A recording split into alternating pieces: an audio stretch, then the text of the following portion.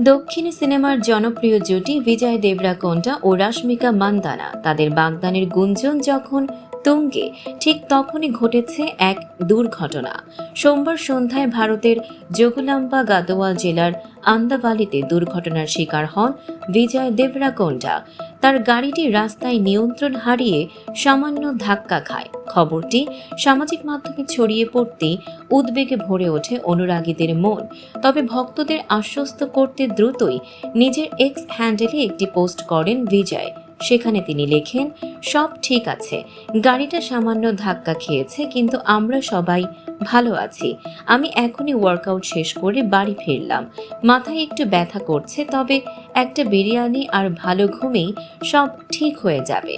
এরপর অনুরাগীদের উদ্দেশ্যে হাস্যরস মিশিয়ে বলেন, খবর দেখে দুশ্চিন্তা করবেন না, আপনাদের সবাইকে বড় একটা আলিঙ্গন ও ভালোবাসা পাঠালাম। ভারতীয় গণমাধ্যম জানায়, দুর্ঘটনার সময় বিজয় নিজেই গাড়িতে ছিলেন, তবে অক্ষত অবস্থায় বেরিয়ে আসেন। এদিকে রাশমিকার সঙ্গে তার বাগদানের গুঞ্জন আরও জোরালো হয়েছে সাম্প্রতিক এক ভিডিওর কারণে। কয়েকদিন আগে বিজয় তার ভাই আনন্দ দেবরাকোন্ডা ও বাবা মার সঙ্গে পুট্টাপার্থীতে শ্রী সত্য সাই বাবার মহাসমাধিতে যান।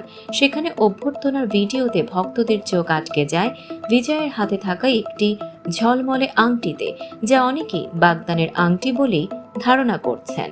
ভক্তরা এখন জানতে চান, এটা কি সত্যিই প্রেমের নতুন অধ্যায়ের সূচনা, নাকি শুধুই কাকতালীয় এক মুহূর্ত। এমনই সব চমকপ্রদ খবর পেতে ফলো করুন আমাদের ফেসবুক পেজ CB24 TV এবং সাবস্ক্রাইব করুন YouTube channel CB24 TV official.